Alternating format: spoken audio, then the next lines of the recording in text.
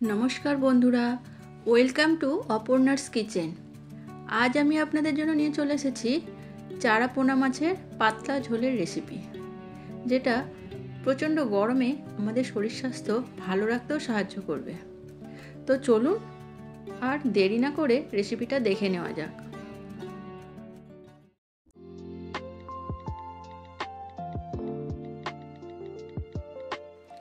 माछेर झोल तैरिर जोन्नो आमी एखाने निये निয়েছি 5 पिस चारापोना माछ। एबार এই মাছগুলোকে ভালো করে ধুয়ে তারপর এর মধ্যে নুন ও হলুদ দিয়ে ভালো করে মাখিয়ে দেব।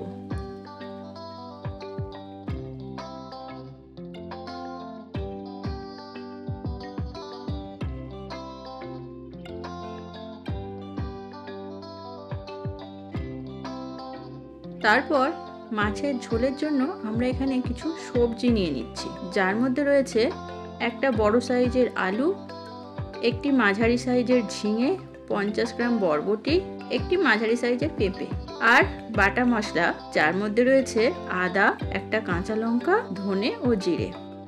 এবার ওভেনে একটা কড়াই বসিয়ে তাতে সরষের তেল গরম করতে দিলাম।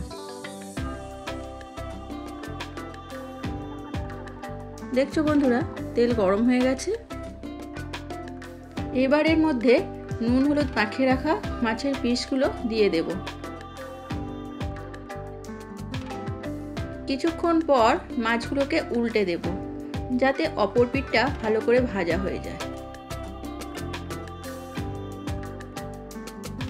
দেখছো বন্ধুরা, মাছের দুই পিঠই ভালো করে ভাজা হয়ে গেছে। এবার মাছগুলোকে কড়াই থেকে তুলে নেব আর একইভাবে বাকি মাছগুলো আমি ভেজে নেব। তারপর সেই তেলেই একটি শুকনো লঙ্কা ও হাফ চামচ জিরে ফোড়ন দিয়ে একটু নাড়াচাড়া করে নেব। তারপর তাতে আলুর টুকরোগুলো দিয়ে ভাজতে থাকবো। কিছুক্ষণ পর তার মধ্যে কেটে রাখা পেঁপে দিয়ে ভাজতে থাকবো।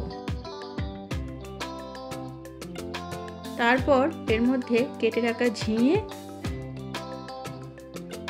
ও বরবটিগুলো দিয়ে আরো কিছুক্ষণ ভেজে নেব।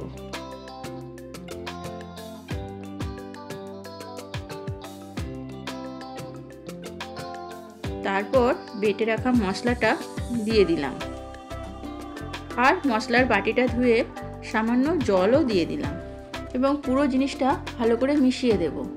এবার এর মধ্যে সামান্য পরিমাণ হলুদ গুঁড়ো আর প্রয়োজন মতো নুন দিয়ে পুরো জিনিসটা ভালো করে মিক্স করে নেব এবং আরও কিছুক্ষণ নাড়াচাড়া করে ভালো করে ভেজে নেব।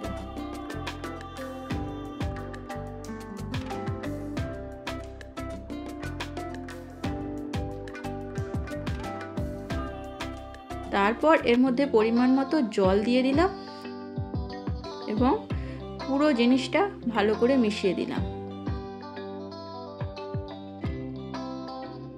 তারপর এটিকে মিডিয়াম ফ্লেমে 10 মিনিটের জন্য ঢাকনা দিয়ে দিলাম। 10 মিনিট পর ঢাকনা খুলে নেব। দেখছো বন্ধুরা, সবজিগুলো সিদ্ধ হয়ে গেছে এবং ঝোলের একটা সুন্দর রঙও এসে গেছে। এবার এর মধ্যে ভেজে রাখা মাছগুলো দিয়ে দেব।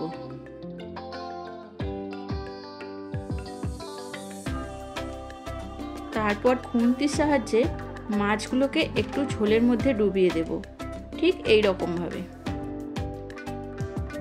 তারপর এটিকে ঢাকনা দিয়ে দেব 5 মিনিটের জন্য। 5 মিনিট পর ঢাকনা সরিয়ে দিলাম। দেখছো বন্ধুরা, চারাপোনা মাছের পাতলা ঝোল রেডি।